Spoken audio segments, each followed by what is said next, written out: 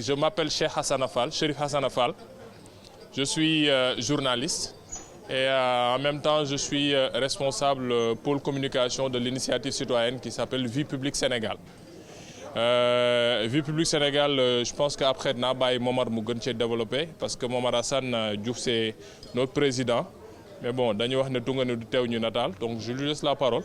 mu nuyoonteeg yéen xamalanteeg yéen après on entre dans le vif du sujet commencer waxtaan bi parce que en soi c'est pas une leçon c'est des discussions des échanges yoo xam ne dañ koy def ñun ak yéen pour mën a am yenn réponses yoo xam ne dinañ ko am incha allah. D'accord, merci Chérif. Donc comme il a dit, moi c'est Momar Assane Diouf. Je suis le président de Vie Publique Sénégal. Donc ce sera une masterclass, ce sera interactif. Je vais juste vous poser une question. Qui connaît Vie Publique ou qui a déjà entendu parler de Vie Publique ici dans l'Assemblée? Yëkkati leen seen loxo. Donc on a on a 1, 2, 3, 4. Sur, on peut dire 10 personnes. Amuñu moyenne. Donc, Vie Publique, en fait, c'est ici. Après, vous pouvez éventuellement scanner le QR code. En fait, nous, on est une plateforme citoyenne de plus de 50 de membres. Ce que nous faisons, on est un peu un pont entre la gouvernance, que ce soit locale, centrale ou au niveau du gouvernement, et les citoyens. Parce que on a remarqué une chose déjà, c'est assez difficile aujourd'hui, par exemple, de parler à votre maire, de parler à un président ou de parler à un ministre et aussi d'obtenir une information synthétisée, facile à comprendre et en un seul lieu. Et c'est comme ça que Vie Publique. Donc aujourd'hui, on a plus de 5000 documents dans la plateforme, que ce soit les journaux officiels, les arrêtés ministériels, les communiqués des ministres traités et simplifiés. Et aussi, on fait des spaces. Donc, pour les gens qui sont sur Twitter, ñi nekk X, xam nañ luy space. Space, c'est un peu l'équivalent des directs Facebook et des lives TikTok. Et on le fait très souvent avec des personnalités publiques. On a eu à le faire avec le ministre, quand il était ministre des Affaires étrangères, Madame Yacine Fall, le ministre de l'Agriculture, Mabouba Diagne, le DG de Laser, et récemment on a eu une actualité, le directeur du CROUS de Thiès. Et c'est en direct, c'est interactif. C'est vous-même, citoyens, qui posez les questions aux autorités et vous aurez la réponse à vos questions. Donc, loolu mooy Vie Publique. Vie Publique. La mooy journal journal officiel mooy fii gouvernement bi di publier tout le temps information yi nga xam ne c'est en rapport avec des décisions qu'ils ont prises, que ça soit des arrêtés ministériels wala peut-être su fekkee comment ça s'appelle encore conseil des ministres, décisions et tout ça ak ay lois yu ñu promulgué aussi, ça passe par le journal officiel pour que mu mën a jàll. Il a bien résumé. Il a assez. Am na ay corrections mais je pense dans l'essentiel c'est ça. Keneen kan moo xam lan mooy journal officiel. Journal officiel grand sa loxo bee ngi foxoj de da nga bëgg wax. li ma bëggoon wax na ko. Donc on dit journal officiel de la République du Sénégal mën nañu wax ni comme nan laa ko mën a waxee tout ce qui se passe décision prise par l'État foofu lañ koy affiché. Man bon li mu doon wax yow wax na ko mooy décision officielle journal officiel de la République du Sénégal ah ok j'avais oublié que micro bi doxul non dama ne li ma bëggoon wax yëpp moom moo gaa laa di journal officiel de la République du Sénégal mooy comme genre tout ce qui a été décidé par l'État, les lois, tout ce qui a été décidé foofu lañ koy affiché au clair ñu xam ne lii instant officiellement jàll na mënuñu commencé naa dox bon en gros c'est ça. On a deux donc sur boo leen doon noter sur 20 ñaata nga def. waaw mën naa leen jox 7 sur 20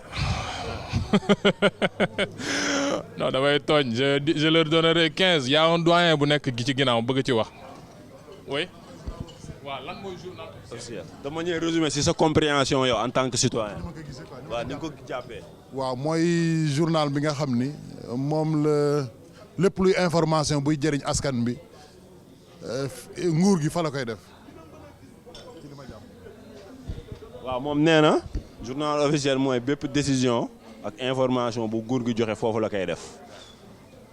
léegi Saliou alma commande bi ma wan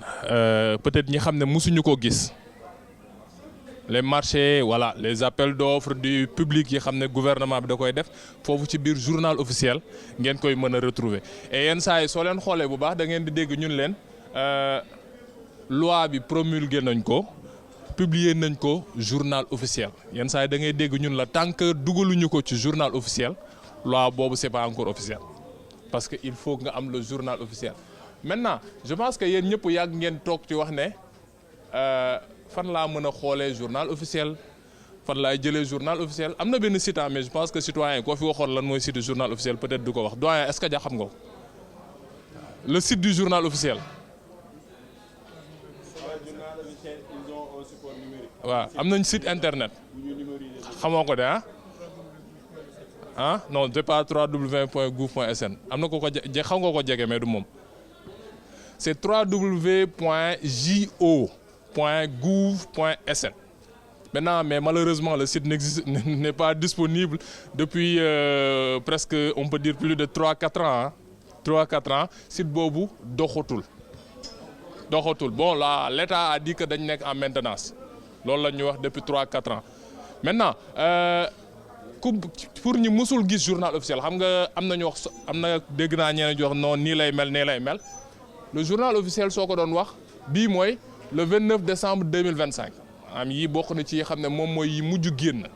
yi xam ne ñun on fait en sorte de recenser tout le temps lépp li xam ne moom mooy journal officiel nan lay mel ak nga mën a xool nan ngay mën a def ba xool lan moo nekk ci biir maintenant soo duggee ci biir li ñu lay jox mooy ñun la comme on dit journal officiel bi télécharger le PDF bon il y a un peu de problème avec la connexion c'est pourquoi on n'arrive pas à télécharger le fichier mais Momar si sur ton téléphone tu as la connexion tu peux leur montrer wala sa tablette on peut voir journal officiel ni xam ne noonu lay mel maanaam xam nga journal da ngeen koy xàmmee ngeen gis ci kaw ñu defal leen comme je dis n'importe quoi je vais citer le quotidien national Le Soleil dafa leen la kaw ci kaw Le Soleil les couleurs ainsi de suite le journal officiel c'est tout autre parce que soo duggee là vous êtes bon on est sur le site de Vie Publique Sénégal nga dugg nga ne non journal officiel ma ñëw ma ne non damay xool journal officiel bi xam ne moom moo mujj génn ma bëgg am aperçu c'est comme ça le journal officiel même c'est assez petit je vais mettre en mode paysage ngeen mën a gis le site du journal officiel du Sénégal ressemble à ça de manière synthétique soo ko xoolee rek ci kaw ngay gis ñu bindal la en gros caractère journal officiel maintenant ci suuf ñu defal la fi de la République du Sénégal parce que su fekkee ne dañ la waxal journal officiel après ñu defal la à côté de la République de Guinée Mauritanie wala y a rien en bas c'est pas officiel parce que nit yi yenn saa yi dañuy def faux et usage de faux ak yooyu ça vous comprenez ça c'est le journal officiel de l'État du Sénégal fii la ñuy jël lépp li xam ne maanaam dañ ko wax mooy ay décision loi yi xam ne Sénégal promulgué nañ ko le président jël na tel décret am na benn appel d'offre boo xam ne ñoo ngi koy def am na yoo xam ne nguuru Sénégal moo ngi koy doxal waxtaanee nañ ko conseil des ministres parce que y a une procédure da ngay gis ne ñun la non day dem assemblée nationale jaar assemblée nationale su jógee assemblée nationale mu dem conseil des ministres su demee conseil des ministres ñu jàngat ko ba pare après conseil des ministres adopté ko après le président jàllale nangu ko su ko nangoo ba pare nag ñu doogaa di jëlaat mbir mi ne léegi dañ koy jàllale journal officiel mu génn su génnee heure boobu noonu loo ci def yow te waroo te loolu ñu wax ak foofu noonu wute na day nekk ñaar vous comprenez maintenant l'idée de Vie Publique c'est de faire en sorte que yi xam ne moom mooy ay documents stratégiques te ku nekk war koo am ku nekk war koo mën a consulter parce que ku nekk ci ñun fii nii su fekkee maçon moo ngi fi peut-être dina am leen loo xam ne day jëm ci mbirum bâtiment Sénégal jël ko mën na koo xool su fekkee ne kenn koo xam ne day jàng mbirum peinture mën na dem xool parce que dex na peut-être am na leen loo xam ne jël nañ ko ci produits chimiques yi xam ne mën nañ moom utiliser fii Sénégal ou pas ki xam ne daa nekk ci mbay sàmm ainsi de suite et pour le citoyen dañ lay wax ne la nul n'est censé parce que après on te dira dura lex la loi est dure mais c'est là et la raison est simple parce que on te dit loi bi lu mu mënti métti da nga ko war a mën a comprendre et da nga ko war a xam donc ñun on s'est dit vu que ne non sénégalais bi dafa war a comprendre loi bi sénégalais bi dafa war a xam loi bi on va faciliter l'accès à cette loi-là et à ces documents-là aux citoyens. C'est comme ça qu'on a démarré vie publique en 2024. wut ay documents yëpp yi xam ne da koy Sénégalais bi da koy soxla muy journal officiel muy des documents stratégiques muy le budget ainsi de suite ñu dajale ko pour wutale ko maintenant tey pour aller directement ci li xam ne moom moo ñu yitteel on parle de gouvernance locale ñaata commune moo am Sénégal ah 557 communes yoo xam ne ñoom ñoo am Sénégal communes yi nan lañ kan moo leen di gérer les maires moom moo leen di gérer comment sont élus les maires au suffrage universel ok d'accord donc du indirect kañ lañ dindi indirect bi merci boy est-ce que le maire day ñëw toog bind siife non boy yow xale bu jigéen bi sa muuraay bi neexuma suba dañuy dindi sa muuraay bi est-ce que c'est comme ça que ça se passe nan lay demee. Je disais que ça doit être approuvé par le conseil municipal d'abord. Par le conseil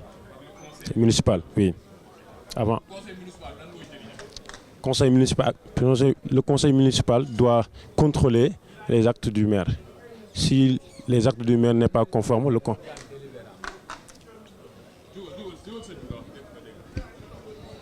conseil municipal. Man sax xamee naa le conseil fac droit. Le conseil municipal, c'est l'organe délibérant. Tous les actes émanant du maire sont votés par le conseil municipal. Pour que ces actes-là puissent être valables, il faut que le conseil délibère à travers un vote. Un vote, c'est assez démocratique parce qu'il faut la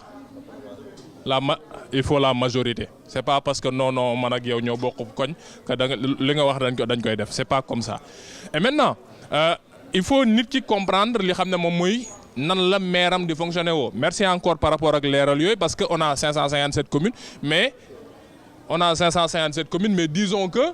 c'est pas les 18 millions de Sénégalais et quelques ñoom ñoo xam nan la seen commune di doxee. Maintenant une autre question boobu dama lay exclure yow fii dans la salle est-ce que quelqu'un parmi vous a une fois écrit à son maire? dama lay jox micro nga wax ma noo jaar wax ñu. Bon, en fait, j'ai écrit mon maire parce que je devais participer à un forum sous-régional. C'était comment dire ça encore? C'est le forum sous-régional de la paix, la sécurité et les droits de l'homme en Afrique de l'Ouest et au Sahel, dont je suis membre même. En ce moment-là, c'était tellement compliqué. Et j'ai écrit mon maire directement en disant que voici mon invitation et je dois me représenter dans un forum à Bamako. C'était du 18 au 21 septembre 2025 passé. Ouais. Donc, lorsque je l'ai dit, immédiatement, il n'a pas douté. Et il m'a dit d'aller voir son conseil. Et il a dit qu'il va proposer à ce conseil d'abord. À ce conseil, lors de leur réunion. Après, lorsqu'ils ont fait, je ne sais pas ce qui s'est passé là-bas. Peut-être qu'ils ont validé. Et du coup, il a payé mon billet d'avion, je suis parti. Et je suis venu avec une résolution par laquelle je l'ai partagé même. Voilà. Hein? C'est très... Je ne vais pas faire de jugement. Maintenant, comme nous me c'est assez intéressant parce qu'il faut que vous sachiez une chose. Le maire est au service de ses administrés. Et les administrés ont aussi la possibilité d'interpeller le maire par rapport à la gouvernance locale. Et c'est ça que beaucoup peut-être ignorent. Madame yenn saa da ngay dégg ñun fal nañu maire léegi moom na doxal. Yenn saa da ngay tourner sax mais maire bi liggéey fi dara. Am kenn gun la non mais maire bi mo ngi fi toj. Mo ngi ñuy jox ay mayo mo ngi ñuy dimbale ci suñu amee lenn ak ngénte ak yenn yu ñu mel. mais est-ce que réellement yow mi xam ne yow yaa nekk ci gox bi yaa ngi def li xam ne moom mooy sa acte de patriotisme ou bien de citoyenneté. mooy le contrôle de l'action publique. Et par rapport à ça je vais laisser Momar mu gën a dugg parce que ñun c'est là où on intervient parce qu'on s'est dit on veut se faire le pont. On va pas se faire le véhicule, on va pas vous conduire, mais on va servir seulement de pont entre ki xam ne moom mooy autorité bi ak ki xam ne moom mooy administré bi pour que mu bañ a am benn fossé buy am ci seen diggante. Et par rapport à ça on a démarré des programmes yoo xam ne ba ñu tàmbaleeg léegi ñoo ngi ciy doxal. Je vais laisser Momar mu gën a avancer par rapport à ces points-là parce que il est important nit ñi xam parce que les codes gars yi dañ ko bind en français boo xam ne c'est un français juridique très technique sunu mbokk juriste si rek ñoo koy comprendre et même dans ñoom sax comprendre teew ñu seen biir ah et nous le citoyen lambda quelquefois on se perd par rapport à ça et là il est important peut-être quelquefois qu'il y ait des échanges yoo xam ne dañuy làkk français facile wala ñu làkk wolof bu leer wala ñu làkk Haalpulaar bu ñëpp dégg wala séeréer wala soninke bu mënti doon mais gox yi il faut que ñuy waxtaan ak ñi xam ne ñoom ñoo fa nekk. Et maintenant nous dans Vue Publique les programmes qu'on a mooy ay programmes yoo xam ne dañuy wax ne non yow administré bi lan mooy sa soxla nan lan la ci mën a jàppalee ak kan nga ci war a mën a waxal loolu duñ ko def ci ay bind kepp xam nga bind yomb na mën ngaa ñëw bind ñun la non jotuma. du ñëpp a mën a bind. nga bind ñëw ñun la non li nga bind kat saay ni nga ko bindee respecté wul forme yi administration Sénégal daa xaw a compliqué ñun la non enveloppe bi waroo ko woon tëj non lu tax nga jël enveloppe bi ci bopp bi ci ginnaaw enveloppe bi bindoo ki xam ne moom ngay yónnee li xam ne moom mooy lettre bi ba ngay bindoo ci les civilités à son excellence monsieur le tatati tatata ñun la non on va faciliter à travers suñu ay canal digital yi xam ne moom la ñu am. Qui parmi vous n'a pas de téléphone portable? Smartphone. Qui a un téléphone portable? C'est sûr. Ah non, levons nos mains. Donc madame rajo nga am xanaa amoo téléphone. moom rajo la yor. Kii télécentre nga yore yow. Donc fii ñëpp am nañ téléphone portable. léegi parce qu'il a parlé d'une chose importante. Il a parlé du contrôle de l'action publique parce que nit doo ko fal rek bàyyi ko noonu. Il a parlé loo xam ni c'est la thématique aujourd'hui de la masterclass mooy l'impact du numérique et l'autonomisation de la jeunesse. Donc ñun Vie Publique loolu la ñuy def parce qu'on est des jeunes et aussi on utilise le digital. Donc d'accord nañ fii ñëpp am nañ téléphone. ñan ñoo am ñan ñoo nekk ci réseaux sociaux yi au moins benn ñëpp je pense que ni ngi ci réseaux sociaux yi bu nekkul Facebook nekk TikTok nekk Instagram nekk LinkedIn nekk TikTok. Vie Publique mi ngi fépp mun ngeen juste taper Vie Publique Sénégal yi ngeen ko gis wala ngeen scanner le QR code. Aussi damay ñëw si notre ami juriste sànq mi ngi wax que le conseil expliquer un peu le conseil municipal est-ce que xam ngeen nu ñuy voter budget kan mooy voter budget. Non, le budget communal, par exemple. Le budget de la commune, le conseil municipal, exactement, comme nous l'avons dit. Qui a déjà eu à consulter le budget communal de Golf Sud? Ken? Ken amuko? Quel canal? Donc, physique, nga ko def da nga dem maire bi wala site internet? Yaay? Ah, yow da ngay am accès facilement? Kenn musul am accès budget communal. ak man tamit mos naa ko yor. yow en tant que citoyen neutre. non si mairie bi laa nekk daaf. ay maire yi nekk est-ce que lu d'office tamit. waaw mairie bi bu leen ci dugg quoi. Donc à part les agents de la mairie amul tey ji yéen ku gis donc loolu day wane ni yéen xamoo leen ñaata budget ngeen am xamoo noo leen fu muy dugg parce que y a des lignes budgétaires par exemple. fii tilim na ñaata la maire bi prévoir pour bale par exemple am naa sama xarit bi moo fi njëkk moom heure entrepreneur la yor c'est un entrepreneur peut-être la mairie a des lignes budgétaires pour lui permettre de développer son business mais amul accès et aussi kii ku am information moo am contrôle àdduna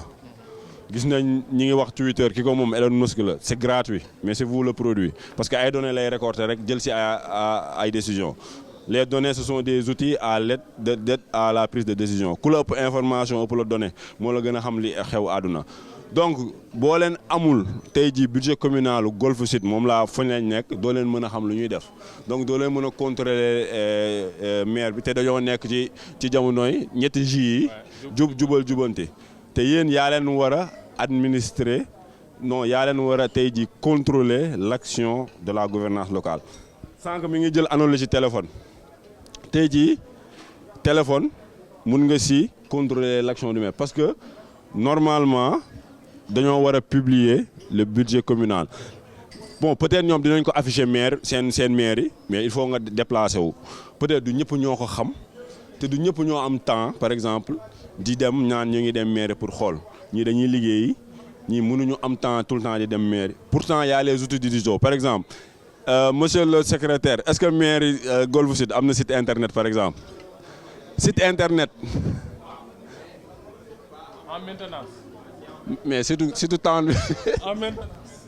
c'est yëpp en maintenance donc amul mais réseaux sociaux aussi vous êtes présent mais est-ce que vous êtes présent est-ce qu'il y a une communication ponctuelle par exemple les pages sont animées est-ce que pas réseaux sociaux yi ñi comme foofu am na budget bi mi ngi fa En fait, je me présente d'abord. Pour ceux qui ne me connaissent pas, je m'appelle Abdourahmane Marena. Voilà, je suis président d'une association qu'on appelle AZCOP, Réseau des jeunes africaines apporteurs de projets innovants au COP Climat. Voilà, on est dans 30 pays. Au-delà de ça, je suis assistant national, en même temps délégué au pôle sectoriel départementaux d'un projet de volontariat de l'inclusion numérique pour le Sénégal, financé par Denva, basé au Togo. Alors, lorsque le projet est venu, on a lancé un appel d'offres pour tous les canaux de communication en fait, les maires, tout. Et dans le projet, il y a le département de Dakar, département de Pikine, département de Rufisque. Il y a le département de Mbour, de Kaolack et de Nioro. Voici quelques départements qui ont répondu notre appel en fait. Alors, on a fait Dakar. Lorsque on est venu, on a déployé des volontaires par lesquels il y a des maintenanciers, il y a des innovateurs, il y a des formateurs, il y a des archivistes. Et le rôle de tout son chacun, c'est d'apporter, de trouver une solution. Mais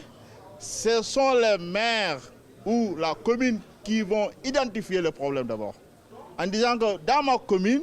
j'ai besoin de ceci et de cela. Alors, c'est au-delà de ça que nous aussi, on va envoyer nos volontaires. Par exemple, quand on prend l'exemple de Tsikap Diamaguène, de M. Bey. M. Bey, une fois là-bas, il nous a dit que lui, il a besoin d'une plateforme pour son ESAT municipal. Parce qu'il y a trop de demandes.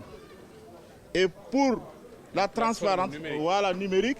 pour son ESAT municipal. C'est-à-dire qu'avant d'aller toquer la porte, faire des rangs, maintenant vous demandez directement en ligne, en disant que moi j'ai besoin du terrain, tel jour, telle heure, et c'est telle heure que ça va finir. On a développé cette solution, avec les recettes aussi. Okay. On a fait la commune de Grand Dakar, de Parcelles Assainies, Grand Yoff, Hann Bel-Air, pour le département de Dakar. Pour le département de Pikine, on a fait Pikine Ouest, on a fait Thiaroye-sur-Mer, on a fait Sicap Diamaguène, on a fait Mbao. Ouais. Et pour le département de Rufisque, On a fait Rufisque Ouest, que je le salue par passage, une dame de fer, Madame Astgueye. On a fait Parcelles Diaraï. On a fait Kermasser Sud. Et on a fait, à chaque fois j'ai oublié, Sangalkam. Oui. Wow. D'accord. Je vais te dire quelque chose. Je suis supporter de Marseille. Il faut aller droit au but. Oui. Alors, je vais vous montrer. Vous faites quoi et comment est-ce que vous le faites et lan mooy possibilité wala li xam ne da koy andi comme plus pour les municipalités. su fekkee ne dañoo bëgg soit génnee seen ay information yoo xam ne moom mooy seen budget seen composition conseil municipal. Lan mooy solution bi ngeen leen proposer. Alors la solution que nous on propose, c'est la rentabilité. La rentabilité. Et aussi le prix. Le prix quoi en fait. Mais qu'est-ce que vous proposez? C'est une solution numérique? Ouais, une solution numérique. Un site. Okay. Une application. Okay. Et surtout sur le côté de Jarcivis. Okay. Parce que voilà. Hein? Bon, on dit que c'est les archives en fait. Les archives parce qu'on a le volontaire. Ils ont, si vous me le permettez, je vais vous dire les pourcentages qu'on a fait. Ce que je vais faire. Oui. Moi, il y a un film comme qu'on commence à dara. Après, dañ lay bolé avec le secrétaire municipal. Avec le secrétaire municipal. Oui. Légui avant ça, comme commencé nga dañ lay baye nga wax le nom de la plateforme pour que comme ça sunu mbokk yi gaay ku ci bëgg dem séti yi mu mëna dem xol la plateforme en tant que telle. C'est Sen Volontariat. Ouais, le projet dénommé Africa Connect Volontaire. Africa Connect Volontaire. Sen Volontariat. Ouais, on est tous les réseaux sociaux. Super. Bon, après donc ñu def échange de. Après ñu wé. Alhamdulillah, amagum nañ benn marché bu ñu sélé. 10%. Il n'y a pas 10%. Donc, aywa, bismillah. Merci beaucoup. Merci encore. Donc je disais aujourd'hui, on parlait un peu de budget communal. La majeure partie des citoyens qui sont là n'ont pas accès. Soit ils n'ont pas accès ou ils ne savent pas où aller. Donc c'est très pertinent aujourd'hui d'utiliser les plateformes numériques comme le fait le monsieur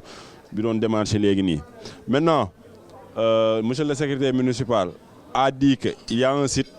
Est-ce que par exemple aujourd'hui ni de golf existe un site internet bi ñan ñoko xam mooy yéen waa maire bi moom xam ngeen ko waaw waa maire bi xam nañ ko loolu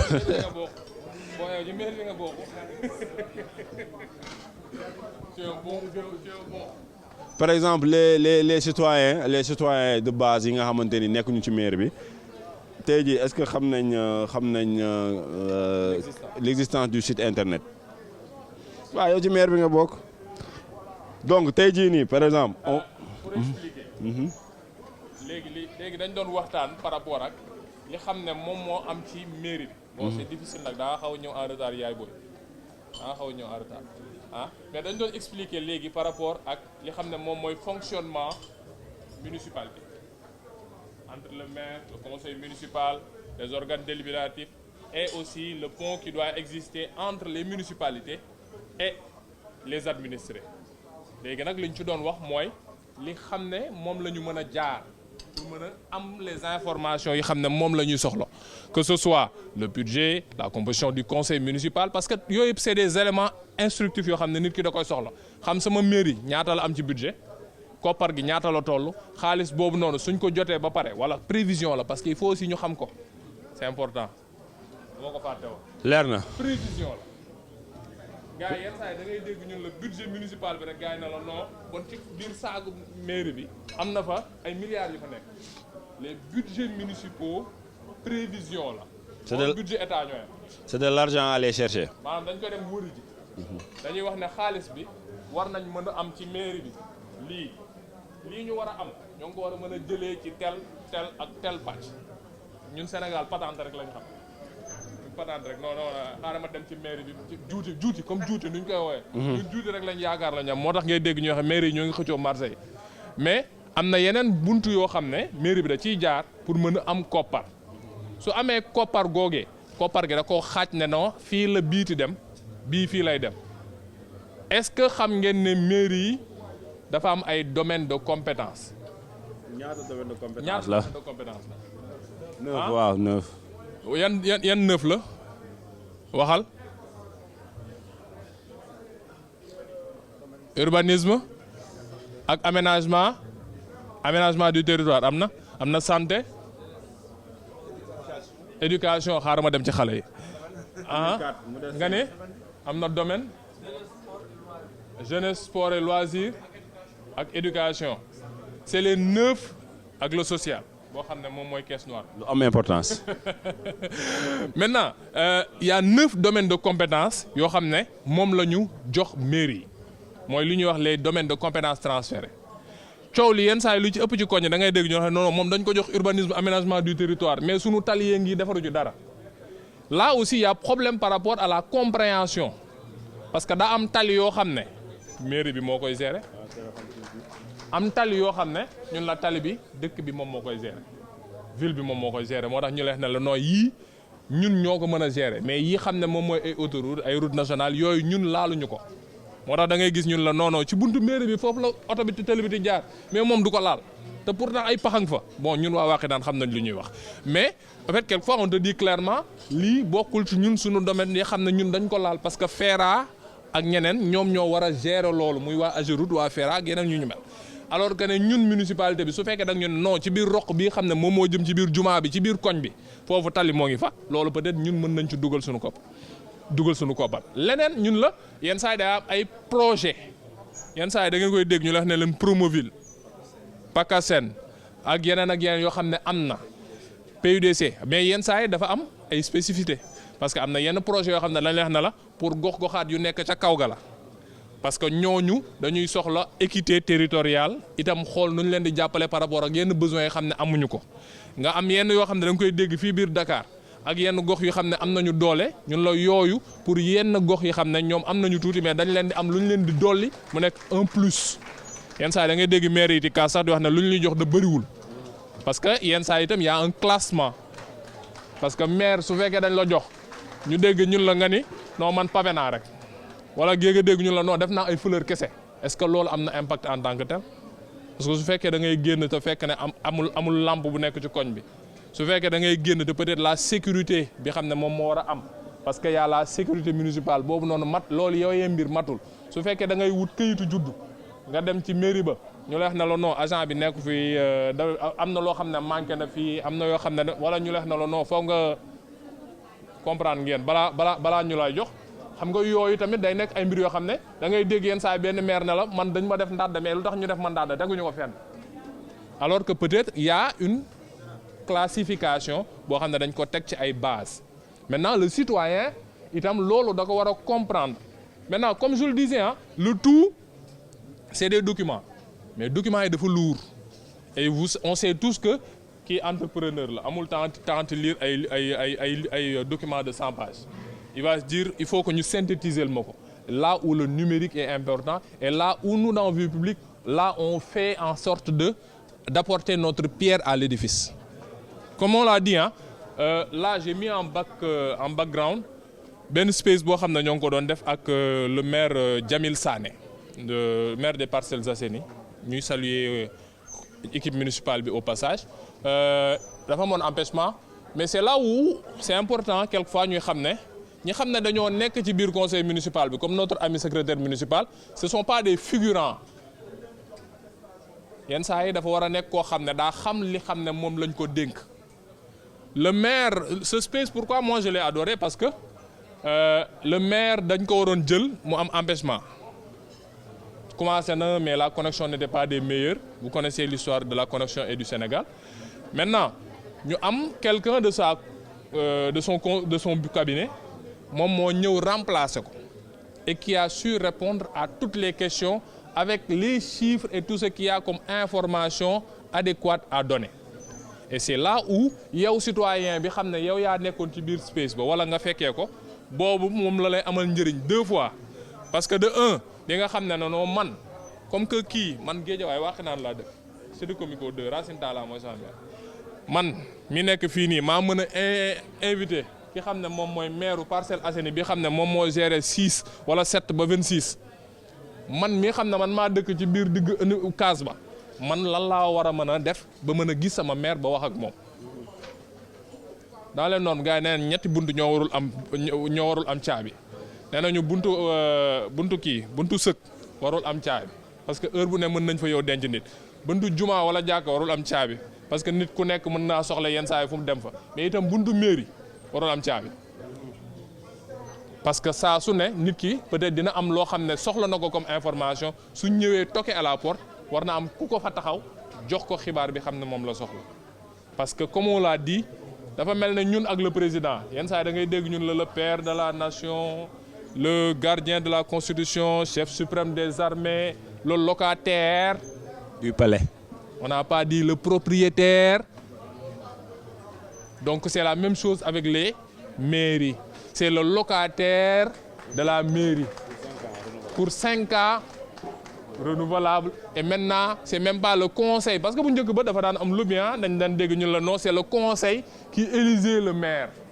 Maintenant, c'est le citoyen lambda qui élit son maire. Day wax ne man Xasana mii doyuma. Lunette am yii xaw ma ñaata la ko jëndee alors que ne donne-moi ton nom Mohamed mii wóolu naa ko parce que man ak moom ñoo àndandoo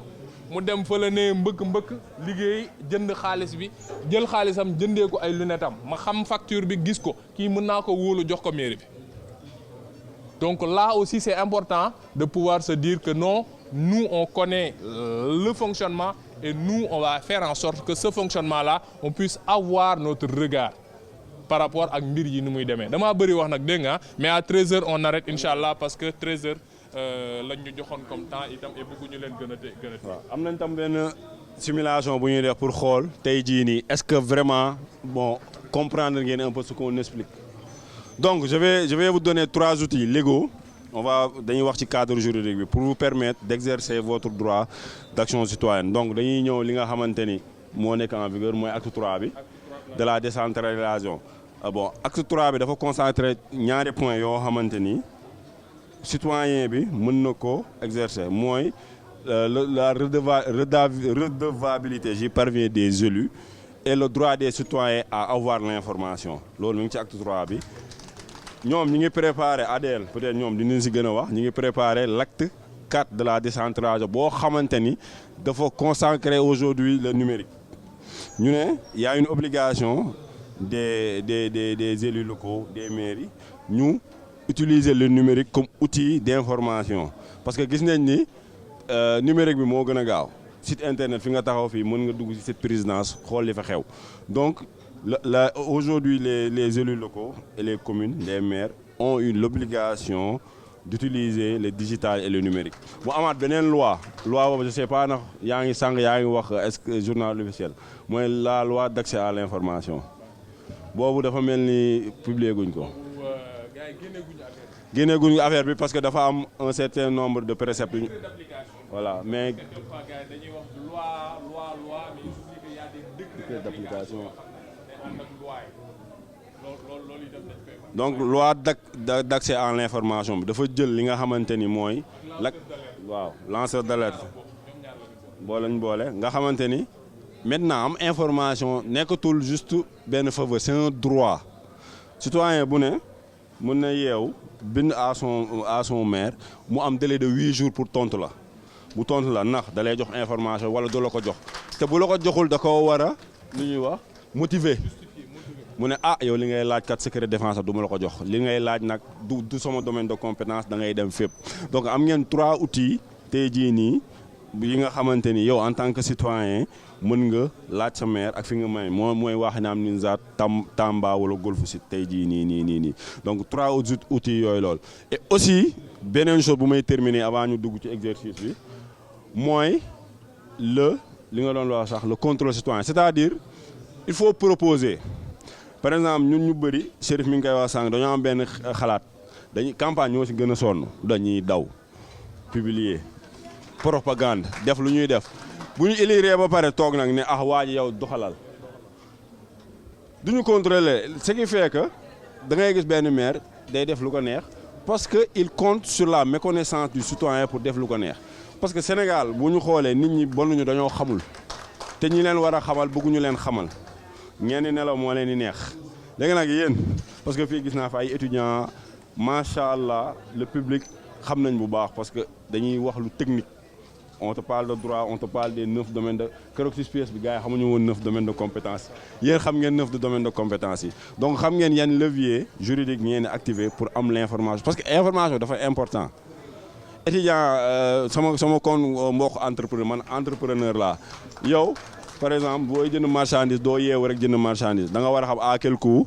ou comment nan nga ko c'est quoi la rotation kan ngay jaay kan ngay def promo loolu yëpp ay données information la comptabilité c'est juste des informations financières le marketing c'est des informations commerciales donc information dafa important waxuma la ak information boo xamante ni day am njeexital yow si sa dund donc yéen en tant que jeune mun ngeen def benn VP local pourquoi pas vie publique waaxi kii golf wala waaxi naan dem ci maire bi proposer ko gis am nañ fi ay compétences le gars il est fort en numérique lui il est fort en droit lui c'est un entrepreneur lui il connaît tous les outils et le SIA de la voilà donc mun ngeen def bi ay groupe de jeunes développer benn plateforme proposer ko maire bi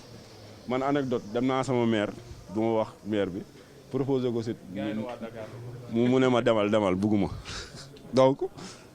waaw loolu aussi mu ngeen si heurté mais au moins ngeen proposé parce que comme lu mu ko waxee le peuple il est permanent les hommes qui dirigent sont juste temporaires dañuy dem 5 ans renouvelable mais même bu ñu defee 50 ans dañuy dem pour notre façon donc yéen yaa leen war a contrôler l'action publique xam tey jii nii man en tant que citoyen lan la ma loi permettre lan laa war a mën a def pour contrôler l'action publique parce que dañoo nekk ci benn ère boo xamante ni le triptyque jubal jubanti te jubanti ci peuple ci citoyen bi lay commencer jëm ci kaw c'est bon léegi dañuy def benn exercice Chérif boo ko mënee kii bu fekkee aussi am ngeen ay questions wala ay intervention wala ay suggestions mun ngeen yëkkat seen loxo. Bah man moom saa yi comme démascaré moo ko wax dama ñëwoon fi masqué wu. Je suis Mohamed Gérard Ndiaye donc je suis le régisseur de recette de la commune de Golf. Voilà affaire bi nga rafetlu man li may def sama intervention la bon suggestion la intervention je sais pas nu ko mën tuddee mais le plus gros souci qu'on a ici dans nos communes mooy maîtrise bi gars yi xamuñu ko domaine de compétence gars yi xamuñu ko li leen warloo seen diggante maire xamuñu ko loolu moom mooy le plus gros souci. Et ça, vie publique, comme nous l'avons dit, on doit descendre ça dans les communes. Si les gens ont des informations, nous savons ce qu'est une commune. Pour faire affaire bi intervention, parce que le plus gros souci qu'on a dans nos communes, qui est l'information. Comme nous l'avons dit, les gens qui ont des mairies, parce qu'ils ont des gens qui ont voilà, mais nous le maire ça amul droit def la wala bu koy def tam day am la ville et tout ça, c'est un peu confondu parce que surtout une commune nga xamné voilà, nous dugalante da ngay traverser bi compétence mairie la parfois ça day am collision entre la ville et les communes. Voilà, donc le plus important pour moi si les gars def yépp c'est l'information. L'information par rapport ak les dirigeants mooy le maire et ses collaborateurs voilà ak la population ñu xam la moo leen war kii la moo ko war bu ko defee ñu def comme li nga wax le pont suñ ko defee rek après bon liggéey bi day yomb parce que boobaa dina gis xam sax nit sax dina gis sax ay niche boo xam ne maire bi da ko war a def xaalis pour def delluwaat at kii bi commune bi mu ñëw déclarer ko et puis voilà collaboration mën a jaar man daal loolu la amoon comme intervention merci beaucoup. merci Mohamed. du ma policier de mais grand man sama papa gendarme la quoi dama ràññee grand ñëw bismillah. moom laay xool ni comment je vais le mettre.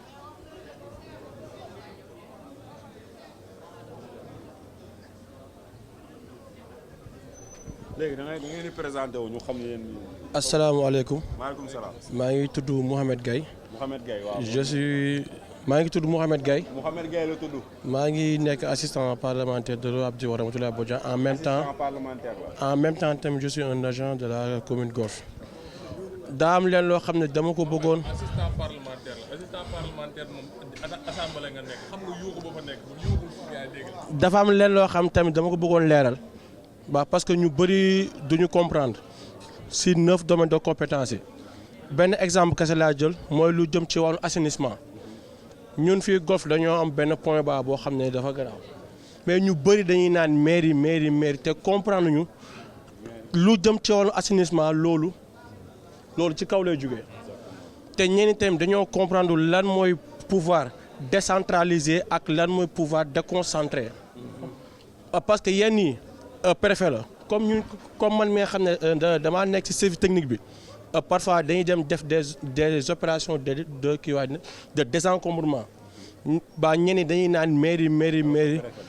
te ñoom comprendre ñu yenn action yi ci préfet lay jógee loolu laa bëggoon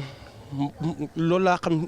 bëgg naa ko leeral fii ci assistance bi que yenn yi ci préfet lay jóge yenn yi ci mairie lay jóge ci wàllum domaine de compétence yi leen loo xam daa jëm ci wàllu assainissement loolu c'est spécifiquement lu jëm ci wàllum gouvernement bi ñoom ñoo koy gérer. Je vous remercie. Voilà. Bon, c'est Sara Sall, chef de division de la finance locale de l'agence de développement local. Avant tout, d'abord, je vous remercie par rapport à cette belle initiative. Voilà, donc moi, j'ai quelques sujets interrogations par rapport à cette plateforme. D'abord de la vie publique. Bon, vous avez parlé de l'accès aux données publiques.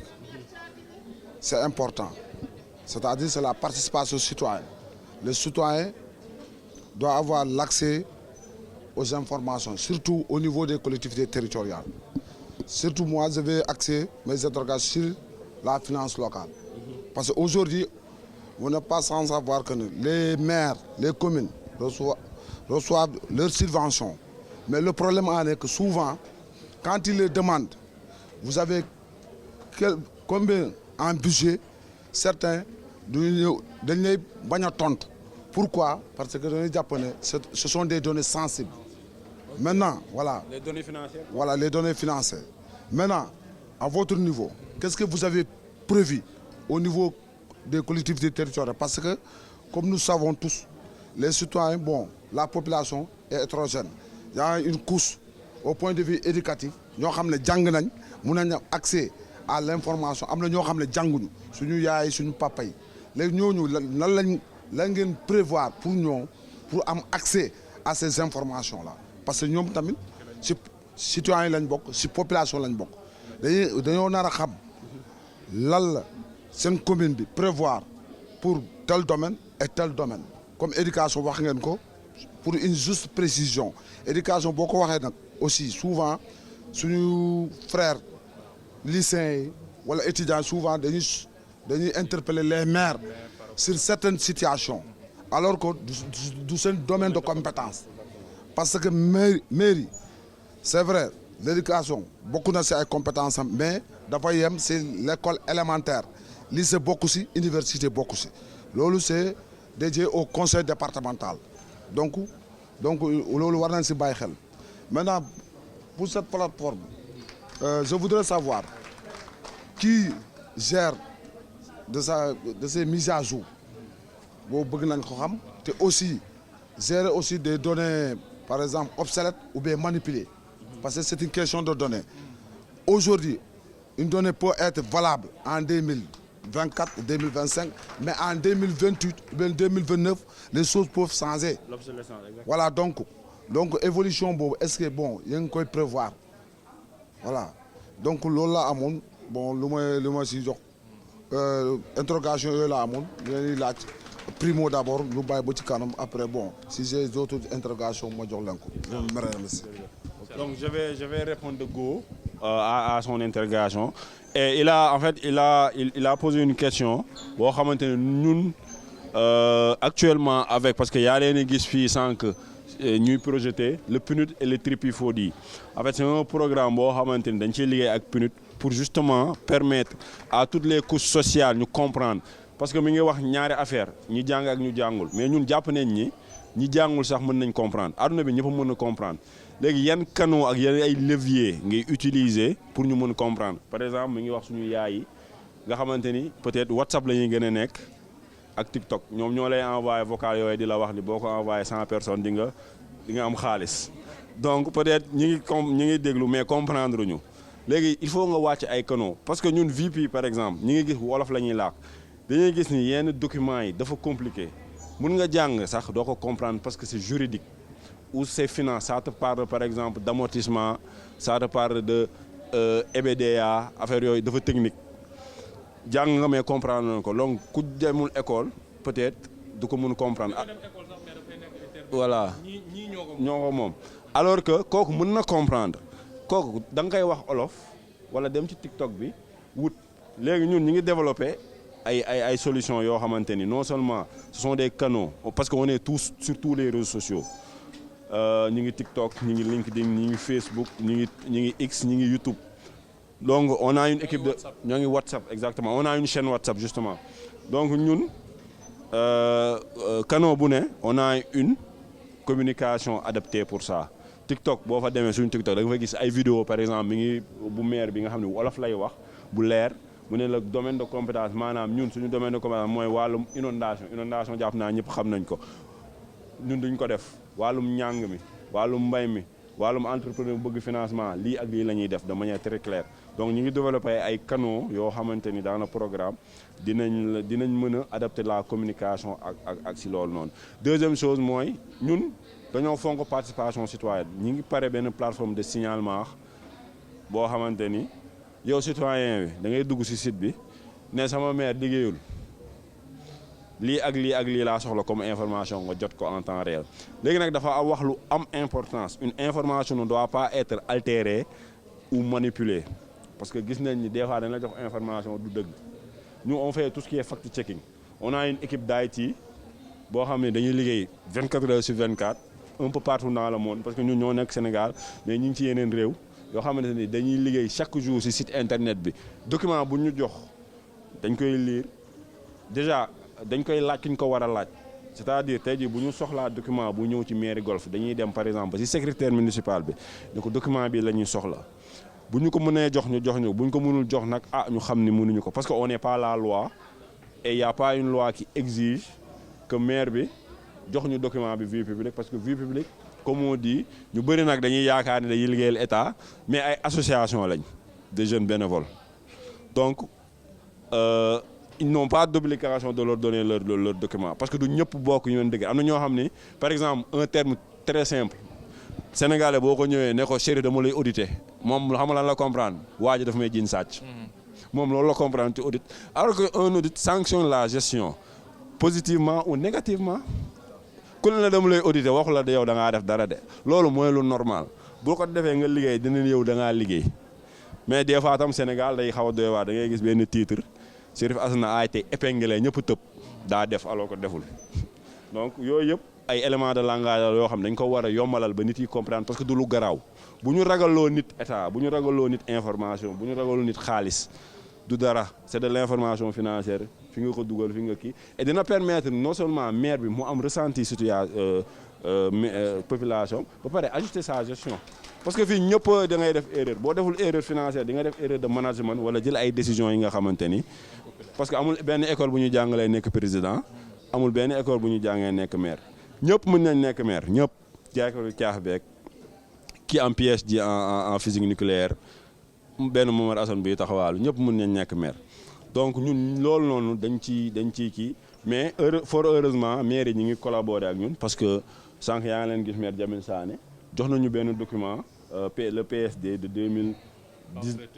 voilà jox nañu ko on a toutes les données boo xamante ni ñu ngi koy traité te ku dem suñu site tey jii nii di nga ko gis et aussi bon maa ngi mairie Golf bu ñu ko mënee am ci mairie Golf on va le traiter def ko synthétiser ko ba citoyen Golf bu dugg di nga ko mën a comprendre bu mu mënee parce que def nañ ko ak LFI bi budget yi dafa comprendre def nañ ko ba ay visuel ba telle sorte que yow di nga xam budget Sénégal nu mu doon si benn page bu simple donc loolu ñu ngi ciy liggéey te ñu ngi ciy góorgóorlu bu baax a baax te ñun dañoo bëgg liggéey ak yéen les organes de l'État comme ADL les mairies pour gën a mën a transmettre l'information parce que Sénégal problème bi mooy pour am benn information da ngay dem ci 50 sites da ngay dugg fii te sites yi des fois du sax dox donc ñun dañoo am benn voilà amul mise à jour donc ñun dañoo am benn site clé en main boo xamante ni loo soxla ci état da nga koy am waaw mu ngi noonu. Je vais juste ajouter parce que remercier ko bu baax par rapport ak interpellation bi ci avant may jox ñu jox cadre notre ami secrétaire municipal je vais juste ajouter par rapport ak li mu wax par rapport ak données yi c'est très important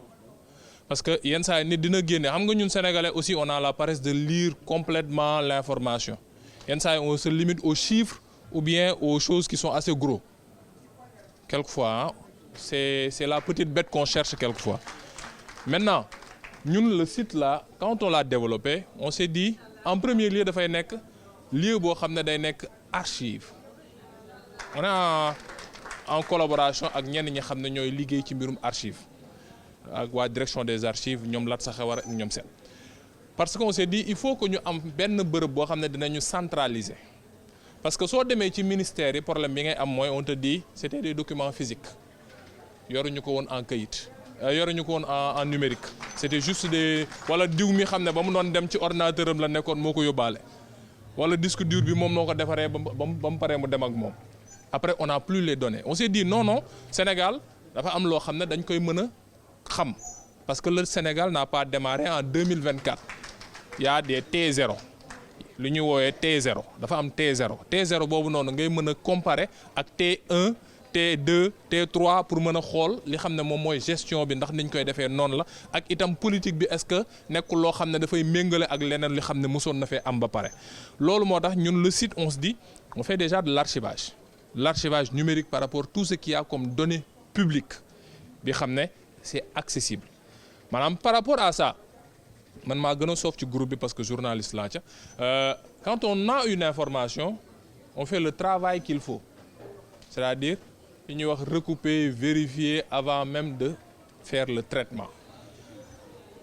monsieur Sall ADL su ma ñëwoon laaj waa ADL ne leen damaa soxla benn code wala benn document stratégique boo xam ne defoon ngeen ko en 2023 nga ne ma man de yoruma ko libre mën naa gëm sa kàddu nga ne déet yoru ko mais peut-être les documents disponibles am keneen koo xam ne mën nañ ko woowee source X mu yëkkati document ne ma yónnee ma ko ne ma document bii moom mooy document bi ñu la wax ne la yoru moom yoru ko su ma ko jotee naa dellu si waat ci yow monsieur Sall ne la monsieur Sall dafa am document bu ma jot boo xam ne dafay wax ne année tel lii ak lii la est-ce que mën nga ma vérifier l'authenticité document bi monsieur Sall vérifier ma su ma authentifier les documents bi xayrul su fekkee authentifié wu ko on fait encore un travail de doublage nga dem seeti ji keneen koo xam ne mës na liggéey ci loolu wala mu nekk ca foofu mu wax la itam ndax document bii nii moo ngi fa wala nekku fa wala bu document bii bu authentique la wala pas authentique su ñu defee le travail ba pare nag ba mu leer ñu authentifier ne le document là c'est quelque chose boo xam ne suñ ko génnewee nit du ñu wax ne document bii ngeen génnee kat juum ngeen faux la ñu dogaati commencer dugal parce que on oublie que même si on est une association on est régi par des lois l'association est enregistrée au niveau du ministère de l'Intérieur ce qui sous-entend que personne morale mën nañ ko attaquer devant la justice parce que dañoo am loo xam ne peut-être juum nañ ci de la communication maintenant loolu moo tax ñun on fait ce travail là pour vérifier circuit bi yenn saa yi moo tax nit dina ñëw na nii yónnee naa leen document dugaloo leen ko non du noonu lay demee dafay fekk ne da ngay def saytu bi xool lan mooy lii waral document boobee war a génn nan lañ ko war a mën a traiter ba mën koo dugal ci réseau yi comme ça on a benn base de données boo xam ne da lay permettre su fekkee da nga ne man dama bëgg parce que ce qu'on fait dans le site bon écran bi dafa kii quoi dafa mel na daa bañ a ñëw de xale yi ni ñuy wax daa bañ a dem non voilà on a le site qui est là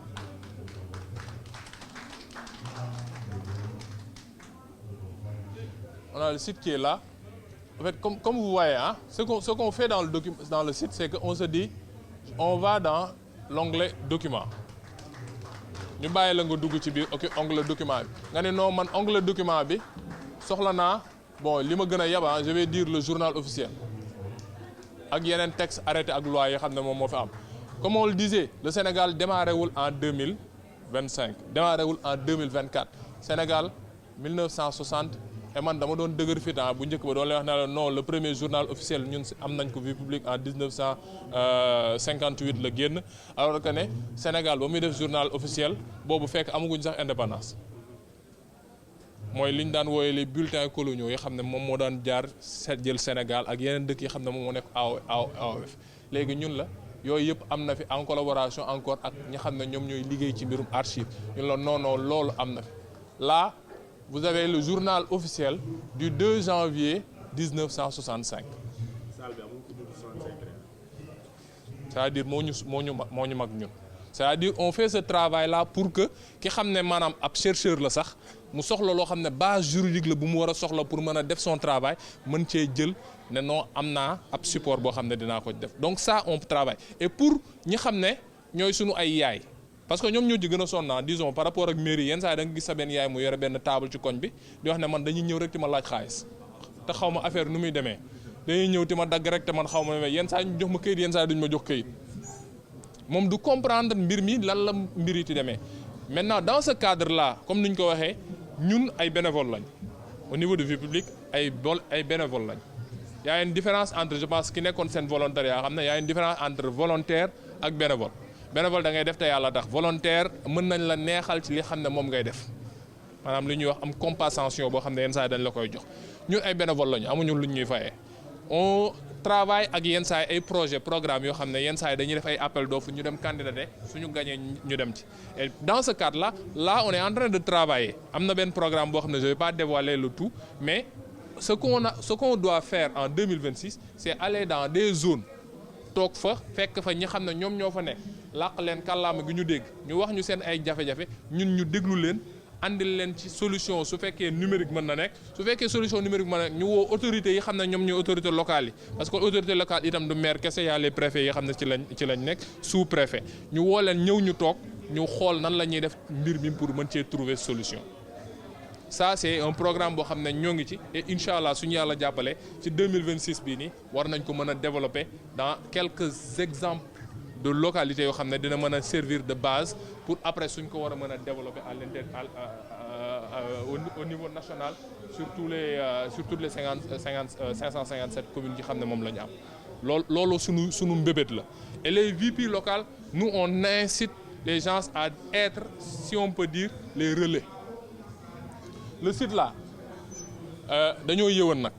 le site là c'est open source pour ñi xam ne ay informaticiens la yi savent ce que cela signifie open source c'est-à-dire les codes là codes yi xam ne moom mooy permettre nga mën a développer affaire bi soo demee GitHub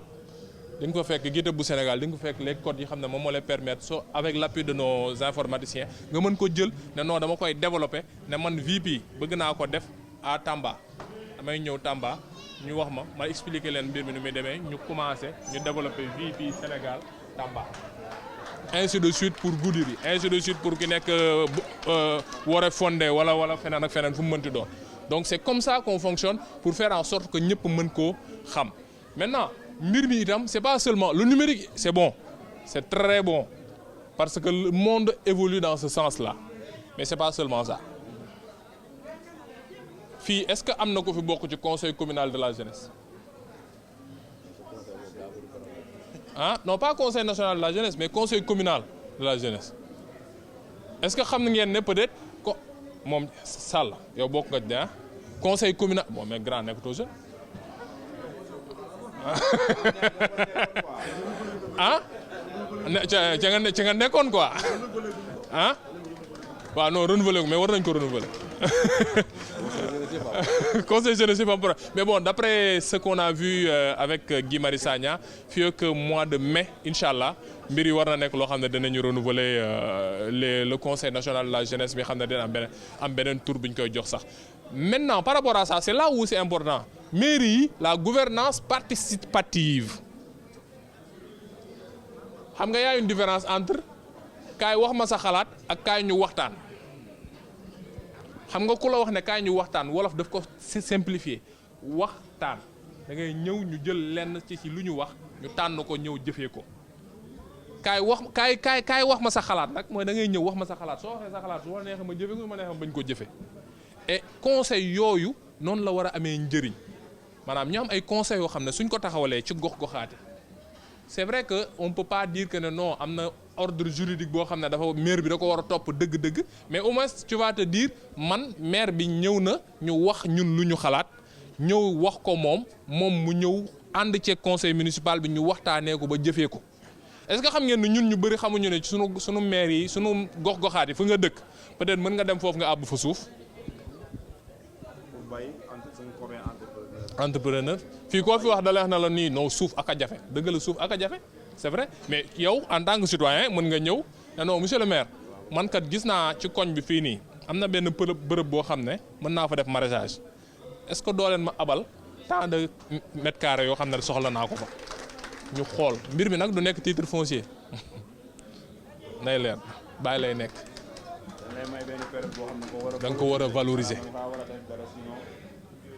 Voilà, une durée bien déterminée. Maintenant, ñun ñu bëri xamuñu ko.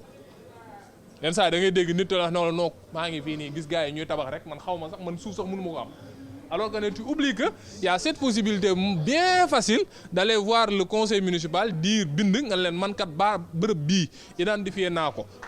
Est-ce que mairie bi mën na maa dimbale abal ma ko de telle période man dafa am benn finance boo xam ne dama ko war a wuti ji jëm ko fa teg. Même ça pour teg yenn cantine yi. ci yenn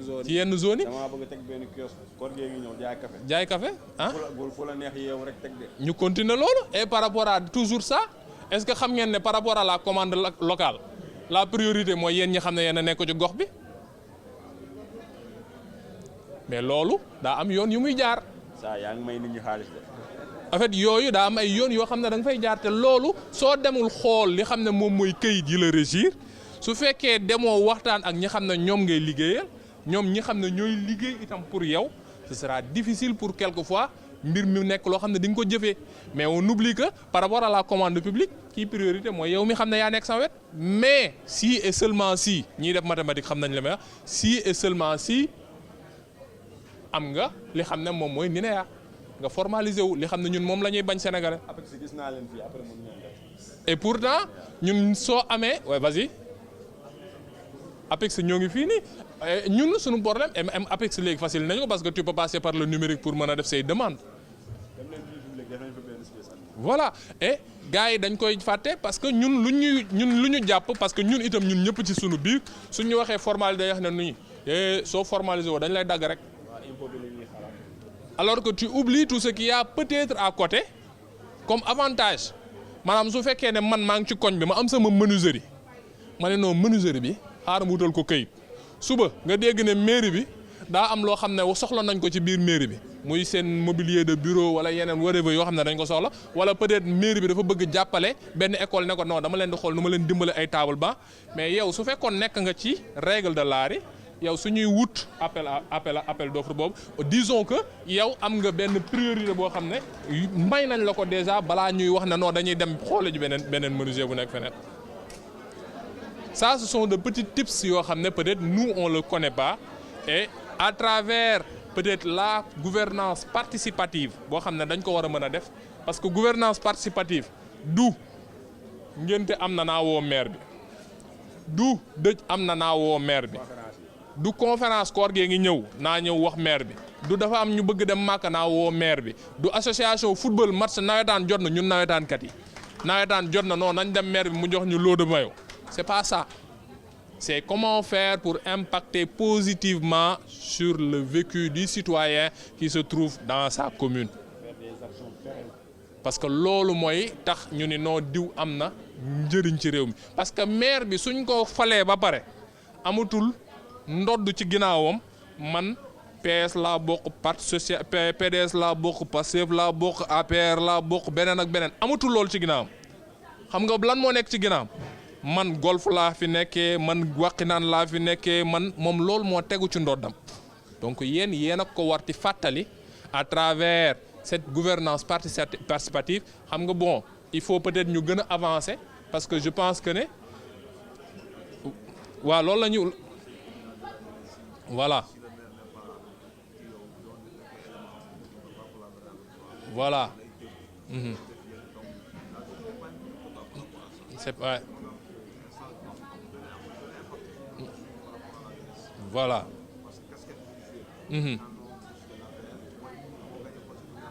Ouais.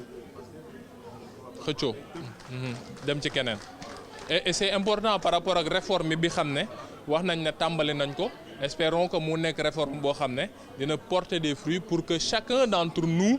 puisse se retrouver parce que c'est pas intéressant ñu am ay maison de la jeunesse ay foyer de ay yeneen ak yeneen yoo xam ne day nekk ci gox-goxaat yi et c'est pas occupé et ça y a pas d'activité.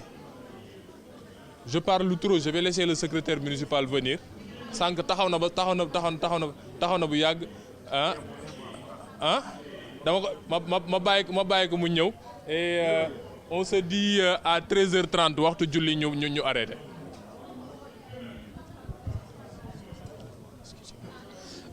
Asalaamaaleykum maa ngi leen di nuyu yéen ñëpp ku nekk ci turam ak santam vraiment di féliciter bu baax a baax waa vie publique man dama leen di suivre ci réseaux sociaux yi même au niveau du budget la loi de finances initiale voilà am na ay brochures yu bëri foofu laa koy gisee parce que xam ngeen rapport de présentation budget day volumineux donc pour nga mun a xam yenn détails yi donc boo gisee ñoo xam ne dañ la koy synthétiser lu bëree di nga ko comprendre alors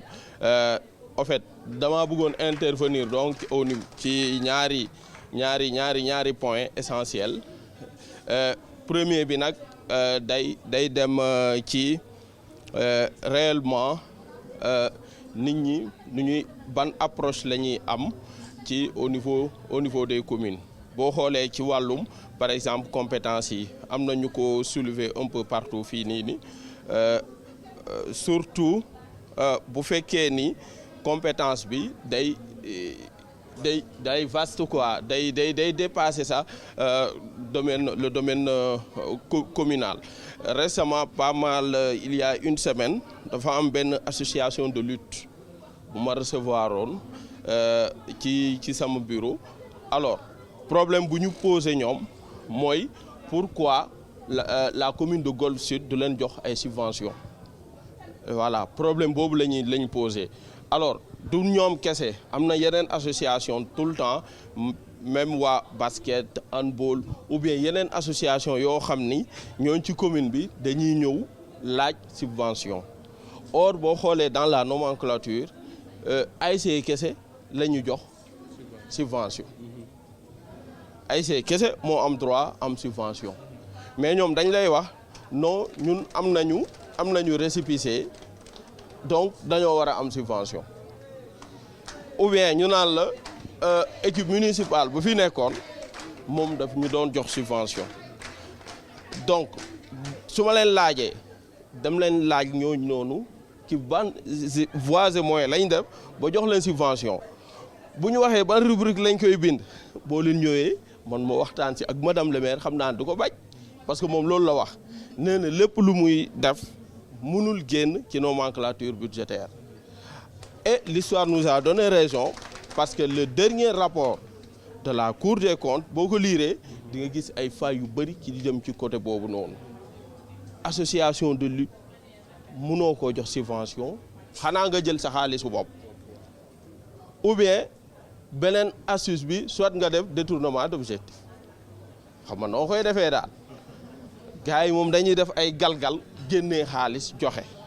mais léegi dañoo woote transparence ki ci fépp te transparence day commencer d'abord ci gestion wu maire moom ci boppam gestion bu muy def transparence foofu lay commencer d'abord parce que bu fekkee ni parce que population yi ñoom lu ñu xam ñoom seen bëgg-bëgg la ñu xam maintenant yow dañ laa fal pour que nga def benn liggéey spécifique te acte 3 bi loi bi nuñ ko tëggee genre da ngay gis y a énormément de limites ci gestion municipale xam naa monsieur le maire mi toog sax moom moo ko gën a xam énormément de limites yoo xam ni ki acte 4 de la décentralisation bu ñu nekk di togg nii te pratiquement jeex na je crois que limites yooyu noonu yëpp dañ ko war a lever voilà surtout ci côté finance boo xoolee daanaka au niveau de la commune le maire est l'ordonnateur dañ lay wax ordonnateur la mais pièce comptable yu muy fournir rek des fois boo demee perception bu ñu la ko laajee rek yow da ngay découragé wu boo woowee fournisseur bu ñëwee boo ko nee lii ak lii ak lii ngay lii des fois am na ñeneen dañ lay wax ni ñoom dañuy jàpp ni yow bëggoo leen jox marché bi. beneen bi c'est au niveau sànq yéen a ngi koy expliquer lu jeunes yi mën a ou bien man jeunes yi laay wax parce que ñoom laa faral lu ñu mën a bénéficier au niveau des communes comme commande publique bi am na loo xam ni loolu ñoom lañ ko cëralee mais day fekk tamit il faut que ñu bañ a dem individuellement ñu regrouper wu parce que regrouper wu mooy tax ba au moins ñu dem au niveau de la DER y a des structures yu fi nekk parce que il faut nga am benn fonds de roulement d'abord. maanaam ñu regrouper en GIE. En GIE, en coopérative nous au niveau de la commune on l'a commencé il y a beaucoup de GIE yoo xam ni dañ leen woo ñu regrouper leen en GIE en coopérative du moins en CPS pour au moins yenn boo xoolee hôtesse yi lu ñu sol pendant ces 3 jours ce sont nos coopératives ñoo ko ñaw ñu coopérative yoo xam ne commune bi moo ko gérer donc ci genre yooyu noonu lañ dem beneen bi mooy au niveau de la gestion administrative des fois da ngay ñëw un citoyen nga rarement lay nekk nag très rarement un citoyen bu soxla un document bu mu bëgg a xam parce que am na benn femme bu ñëwoon dañ ko joxoon arrêté bi ça date de plus de 10 ans man nekkuma fi woon SM bu mu ñëwee laaj arrêté boobu noonu parce que duplicata la bëggoon amul ci archive yi wër nañ ko ba sonn amul loolu moo tax sànq ki taxaw fii voilà ñu koy voilà la numérisation est un impératif pour toutes les communes vraiment parce que archive yi boo jëlee dans toutes les communes du Sénégal pratiquement c'est ça boo amul benn commune boo xam ne dafa maîtriser ay archives yi yëpp baaxuñ donc ça aussi c'est un très grand travail boo xam ni dañ koo warali parce que dafa bokk ci transparence nit laaj un document nga nekk dans la capacité mun ko koo jox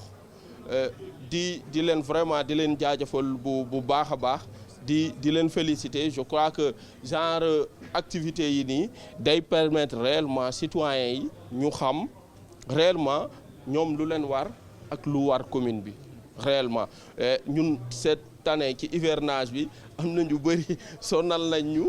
voilà des fois dañ lay attaquer personnellement sax pour wax ni dafoo fi dara voilà des fois ñun nous sommes obligés même lamb suñuy poste en personne pour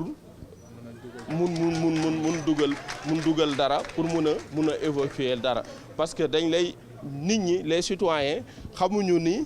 au niveau de l'assainissement compétence transférée la mais les communes ne gèrent que l'entretien ñoom dañ lay wax commune bi na ñëw voilà curage bi la ñuy def ñoom voilà ñoom dañ lay wax fii nii mairie moo war a defar canaux yi fan la ñu jëlee budget boobu notre budget cette année est à 565 millions 1 milliard 565 millions te canaux 1 milliard 65 millions 223 313 francs CFA. C'est ça le budget de la commune de Golf Sud pour cette année. Bëriwul dara te écrasante majorité lii bi ren état bi grève des agents municipaux dañ leen acculé état bi lancer la patate chaude au niveau des communes. waaw gis nga vraiment xam nga. boo amee des agents pléthoriques ba pare ñu ne chaque agent dañ ci war a yokkaale 70 000 francs bi nga ko war a fay ça xam nga ni pratiquement le budget c'est ça un budget pour fonctionner de fonctionnement léegi lan la ñuy voilà budget fonctionnement donc investissement yi fan lañ koy jëlee au niveau des ressources de l'État PACASEN fonds de concours yi yooyu noonu foofu lañ koy jëlee te am na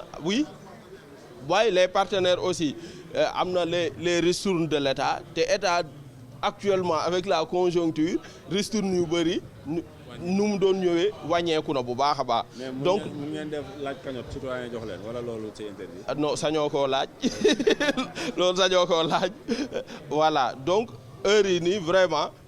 beneen mécanisme bu ñu am rek mooy créer ce genre d'activité là. Pour cela on félicite très bien l'ADL pour cette initiative mais aussi madame la maire parce que genre initiative yi nii day permettre qu'on noue des relations. Déjà man am naa fi un gars qui voilà pour mon numéro vie publique.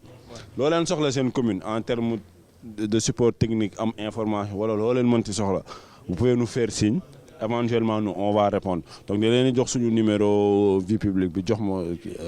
jàpp ma ko sax. waaw y a le en fait vous y a le site. en fait lu gën a yomb mun ngeen ñëw scanner fii di ngeen am lépp. vous aurez accès à notre Linktree boo xam ne. bu la neexee ngeen photo ko tamit boo leen demee ngeen scanner ko lépp a ngi fii nii lépp.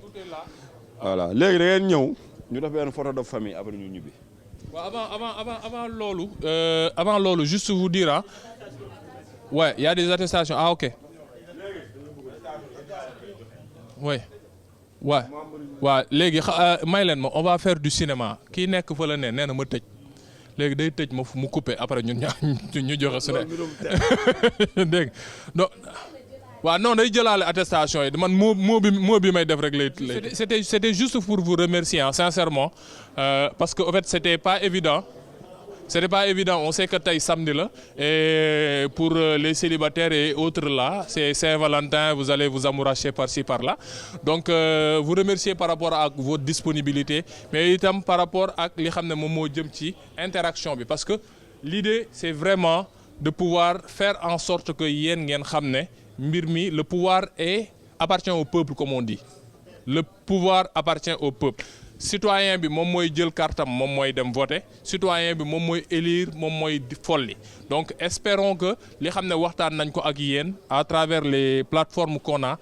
di ngeen fa mënti dema il faut y aller carrément parce que lépp loo leen soxla si vous nous écrivez si vous nous demandez nous on va faire le travail qu'il faudra s'il y a telle personne seen maire seen benn autorité boo leen soxla ñu waxtaan ak moom dinañ ko woo mu ñëw ngeen laaj ko li ngeen ko war a laaj et on fera waaw Mayakor dina ñëw bientôt incha allah loolu benn problème et on fera en sorte que chaque citoyen sente que y a un pont parce que lu ñu leen wax rek du oto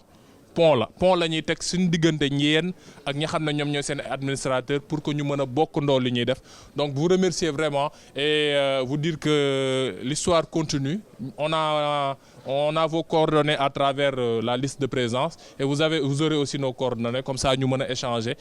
ngir mbiri jën a jëm ci kanam jërë ngeen jëf gaay